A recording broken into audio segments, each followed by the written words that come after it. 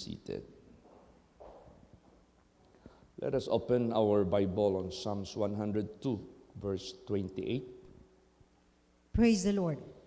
The children of thy servants shall continue, and their seed shall be established before thee. Yan. Bakit napaka-importante ang ating children? After we have found the grace of God sa buhay natin, we parents, nasumpungan natin ang grasya ng Diyos. So, therefore, we could say, I am what I am by the grace of God. And the grace of God that was bestowed upon me was not in vain. Bakit? Unang-una, it saves you. Ito yung nagligtas sa atin. It transformed you.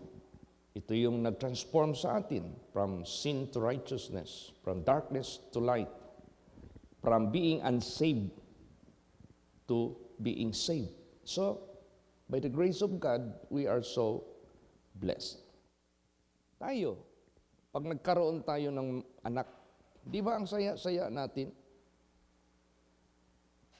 Kasi sila yung jewel sa buhay na ibinigay ng Diyos sa buhay natin. Bakit natin isali ang ating mga anak sa natanggap nating kaligtasan? Di ba? You are happy having that children. But what if kung hindi sila ligtas? Tapos doon sila papunta sa impyerno. Walang saysay yung ating happiness na nagkaroon tayo ng mga anak, tapos hindi man lang pala masave.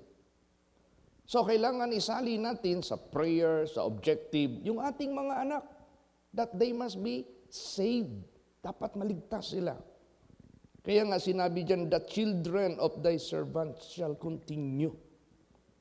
Tayo na naging servants of God by the grace of God.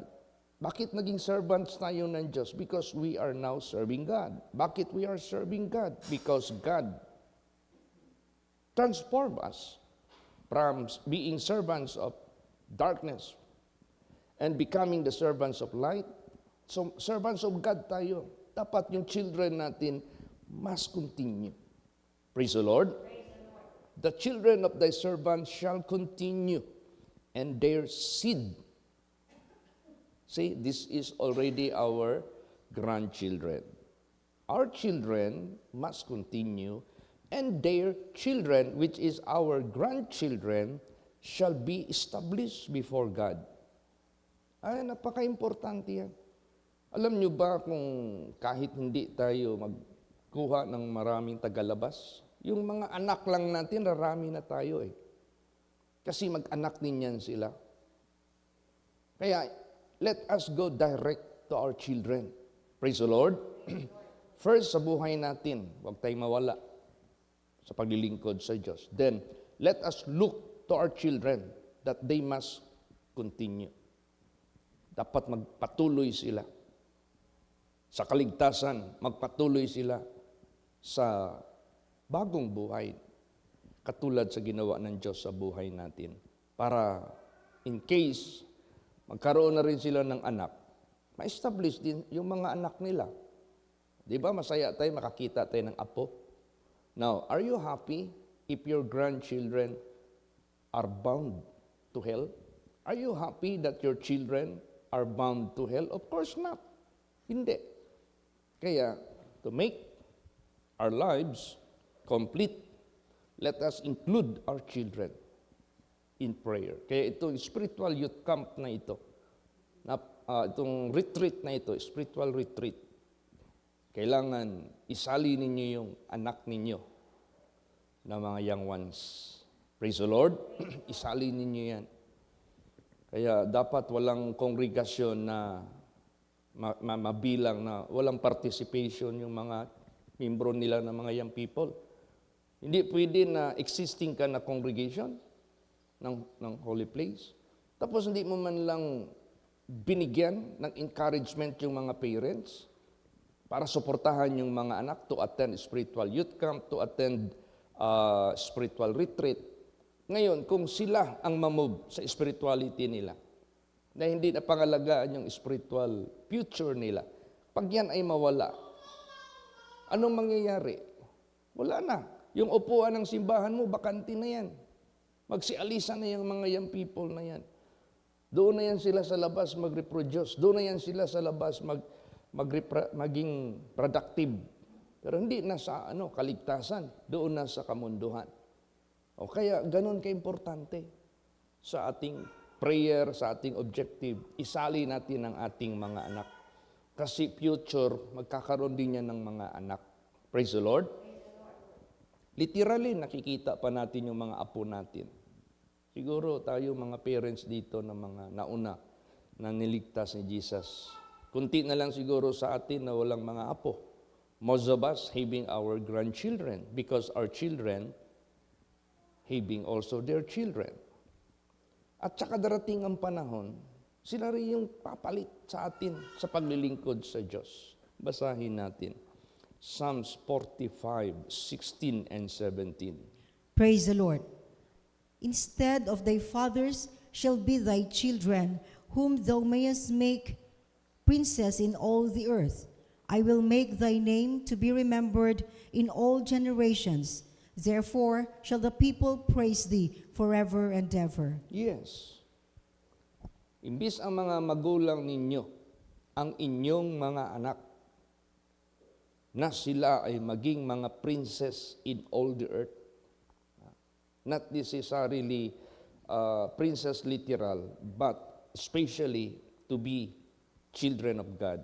I will make thy name to be remembered in all generations. Now, what is the most,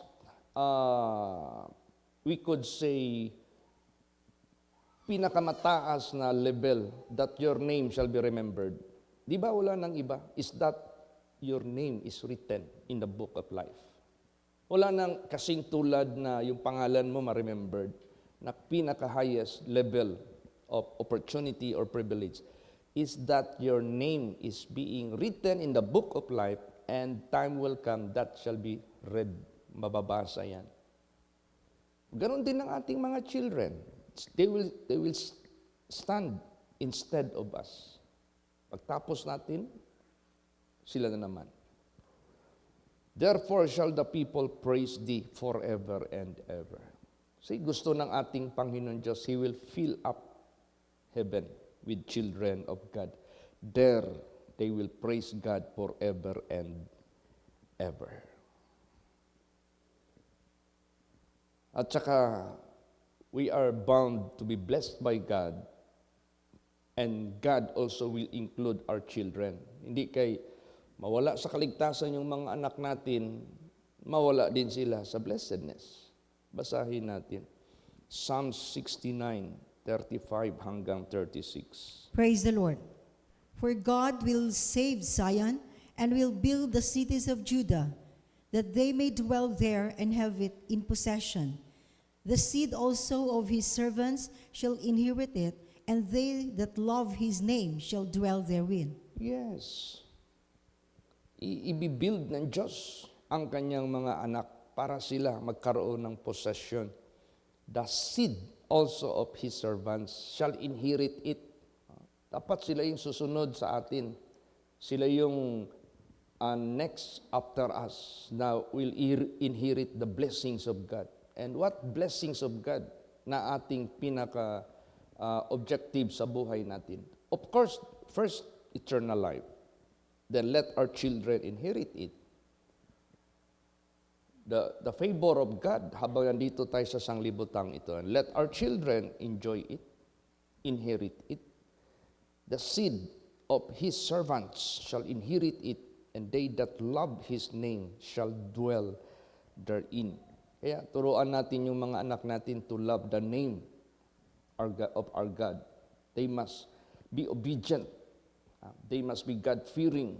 They must be faithful unto God para makadwell sila sa mga pangako ng ating Panginoong Diyos. At saka tayo, mga anak ng Diyos, huwag nating ihiwalay yung salita ng Diyos sa bibig natin. Huwag nating ihiwalay ang salita ng Diyos sa bibig natin. Lagi natin niyang i-recite sa isip. Alam mo kung magsalita yung isip mo ng praise the Lord, subukan mo magsalita ng praise the Lord tapos huwag mong i-utter. I-ano mo lang yung bibig mo. di ba maramdaman mo yung dila mo kumikilos? Kasi nagko-coordinate yan. So pag sinabi dyan, let the word of God depart not out of your mouth, dapat nasa puso muna yan bago pupunta yan sa isip, tapos pupunta yan sa bibig natin. So kailangan, ganun ang buhay natin. Kasi panahon ng mga tukso, mga pagsubok. Tingnan mo, anong inatter ni Jesus, yung tinukso siya 3 times. Di ba? Lumabas sa bibig niya yung salita ng Diyos. Bakit hindi na dapat mahiwalay yung salita ng Diyos sa buhay natin?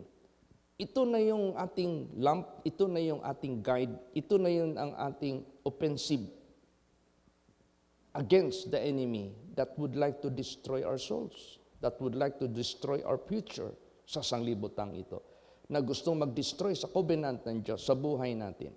Kaya itong word of God na ito, let not depart out of our mouth. At hindi lang sa atin, pati ang mga kabataan natin. Basahin natin. Isaiah 59:20 hanggang 21. Praise the Lord. And the Redeemer shall come to Zion, and unto them that turn from transgression in Judah, in Jacob, saith the Lord. As for me, this is my covenant with them, saith the Lord. My spirit that is upon thee, and my words which I have put in thy mouth, shall not depart out of thy mouth, nor out of the mouth of thy seed, nor out of the mouth of thy seed's seed, saith the Lord, from henceforth and forever. Yes. The Redeemer shall come to Zion, and unto them that turn from transgression in Jacob, saith the Lord. Importante itong tumalikod ka na sa kasalanan mo. As for me, this is my covenant with them, saith the Lord. My spirit is upon thee, and my words which I have put in thy mouth. Nilalagay ng Diyos yung kanyang salita sa ating bibig. Shall not depart out of thy mouth, nor out of the mouth of thy seed. Di ba? From the parents to the children of the parents. Hindi dapat yan, maghiwalay.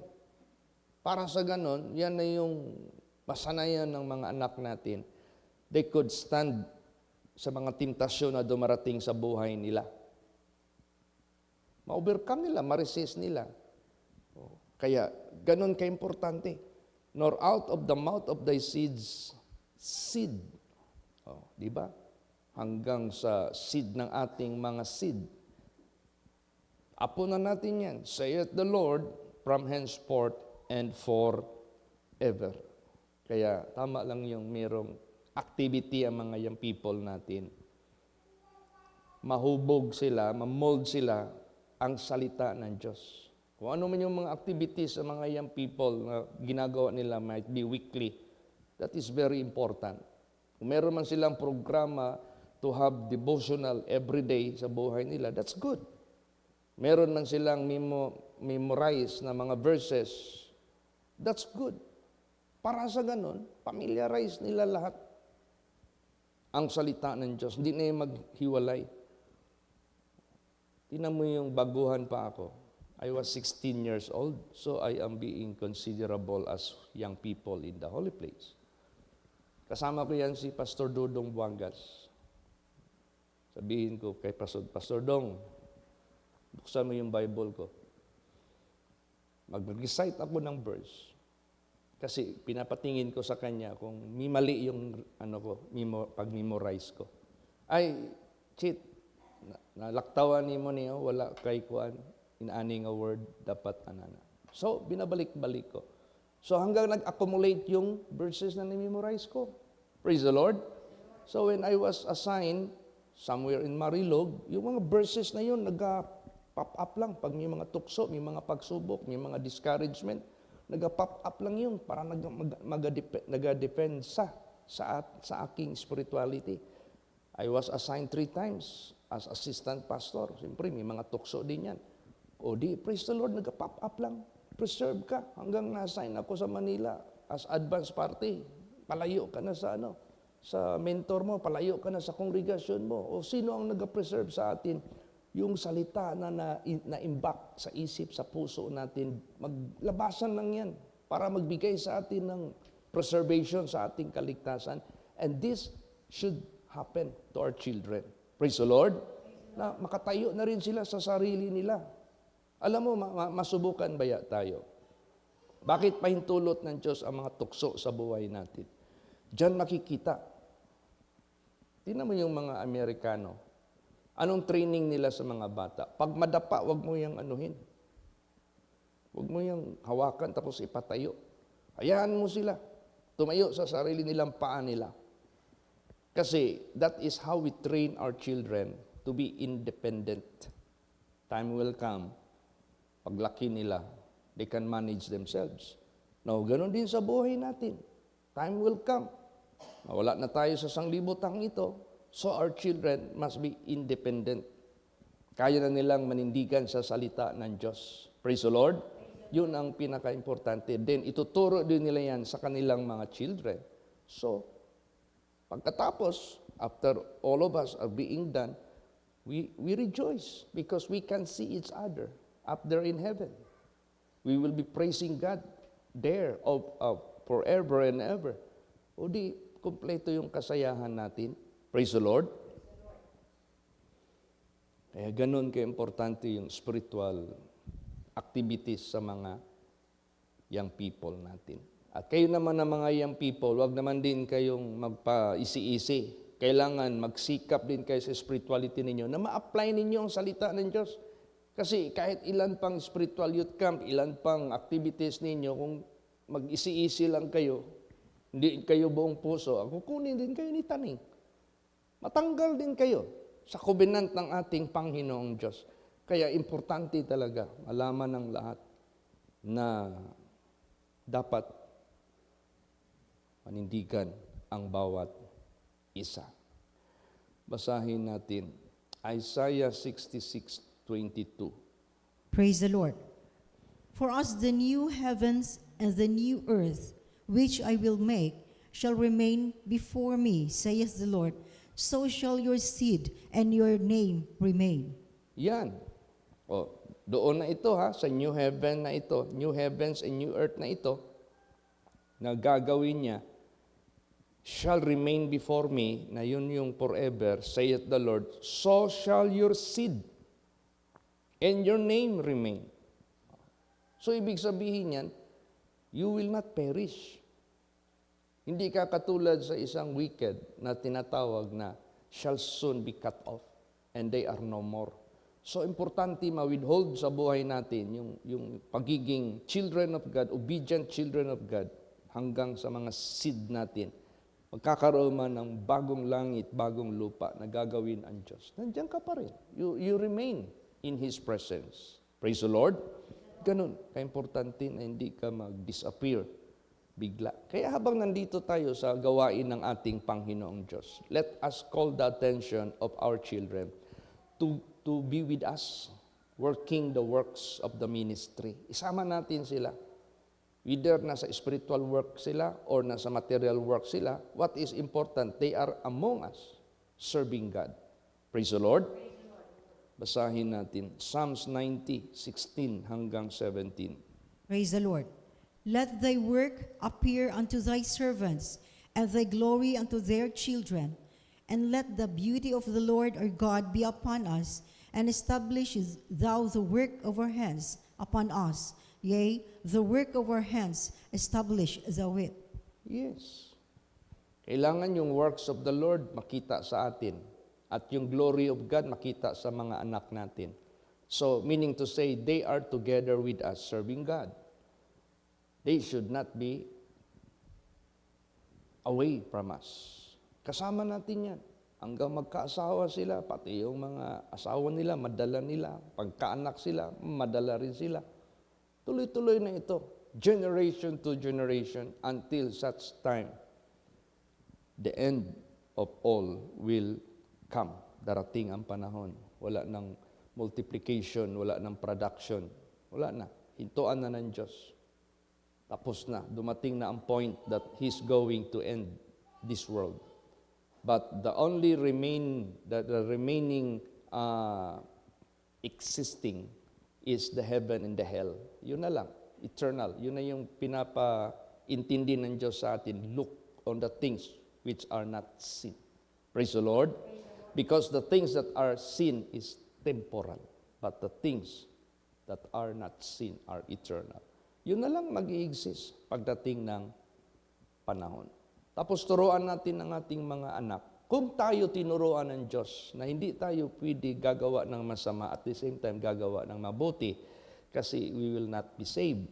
So let us also teach our children only to do good and do not do evil. Yun na yung purpose ng spiritual activities nila. To mold them, to teach them. Basahin natin. Deuteronomy 1 verse 39. Praise the Lord. Moreover, your little ones, which you said should be a prey, and your children, which in that day had no knowledge between good and evil, they shall go in thither, and unto them will I give it, and they shall possess it. Yan. Yung mga children na kanilang hinamak ng mga parents na hindi naniwala at hindi sumama kahit naman kay Joshua at kay Moses sa utos ng Diyos that they must go forward and possess the land which is Canaan, the land of promise. Pero sabi ng Panginoong Diyos, yung inyong kinukutya na sinasabi ninyo na maging biktima doon sa land of promise na yan, na itong mga anak ninyo na wala pang kaalam-alam sa mabuti at masama. Sila yung makarating, makaposes sa land of promise. Ngayon, hayaan na lang ba natin ang mga bata natin na hindi makaalam sa mabuti at masama? So ito yung mga bata na maganda tamnan ng binhi. Na ano itatanim natin na binhi sa kanila? Ipaalam natin, ito'y masama, huwag niyong gawin. Ito ang mabuti, ito yung gawin ninyo. Para maka-avail kayo sa eternal life. Praise the Lord. Oh, don't tell me those children of the people of Israel na pinapasok ng Diyos, hindi sila tinuruan doon sa land of promise. Patuloy. Last verse, basahin natin. Isaiah 7:15. Praise the Lord. Butter and honey shall he eat, that he may know to refuse the evil and choose the good. Praise the Yan. Lord. So, paano natin ang sarili natin i-nourish sa spiritual natin? Butter and honey. That is the word of God. Para alam mo how to refuse evil and to choose the good. How about our children? The same butter and honey, the same word of God ang ituro natin sa kanila so that they can survive in this crooked generation. Hindi basta-basta ang itong grabing crooked generation. Gross darkness nandito na sa sanglibutang ito. If we need to survive in this perverse and crooked generation, resisting all manner of temptations and overcoming all trials, let us also teach our children to do the same. Kasi hindi naman lahat ng panahon nasa gilid nila tayo. Hindi naman lahat ng panahon kasama natin. Sila at tayo kasama nila. There will be a time of separation from each other, either by matatawag nating sa area na ating tinitirahan or kung talagang panahon na kukunin tayo ng Panginoong Diyos and we are no longer together with them. At least makatayo sila. Alam nila how to refuse the evil and alam nila how to choose what is good. Praise the Lord. O di, preserve sila. Kaya yan ang ating laging concern sa buhay po natin. O paano yung mga anak natin, pastor, na kahit ano na lang remind natin, magalit pa sa atin. Anong remind sa atin, mag-oo lang, pero hindi naman ginagawa. O di, i-pray mo na lang yan. I-commit mo yan sa ating Panginoong Diyos. Don't lose your hope as long as they are breathing. Praise the Lord. Huwag kang mawala ng pag-asa. Habang humihinga sila, i-pray mo sila ng buong puso.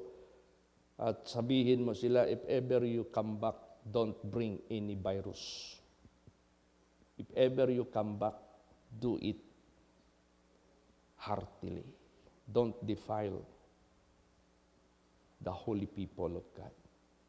You are welcome to come back, but see to it, you have to depart from evil.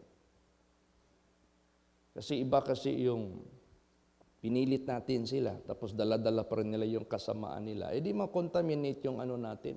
Hindi pwede yun. At hindi rin acceptable yan sa harapan ng ating Panginoong Diyos. Kaya napaka-importante, i-pray na lang natin ng buong puso. Let God demonstrate His mighty power so that if ever they will come, yung talagang sincere na sila, honest na sila, loyal na sila, kumbaga pa na ano na sila, na-enlightened na sila ng buong puso. Kaya, the children of thy servants shall continue, and their seed shall be established before thee. Yan ang dapat nating hingiin at laging i-program.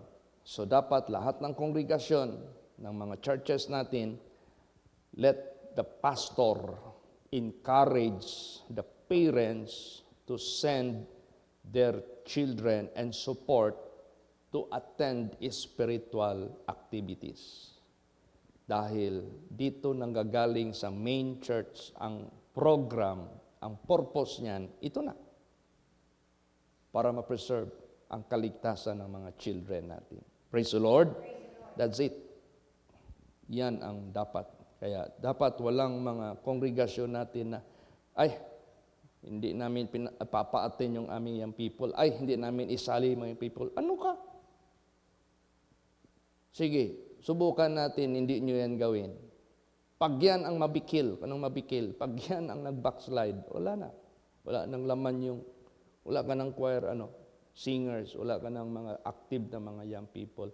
Tangayin na sila ng mga ibang grupo sa sanglibotang ito na mapapalayo sila sa kabanalan at sa katuwiran.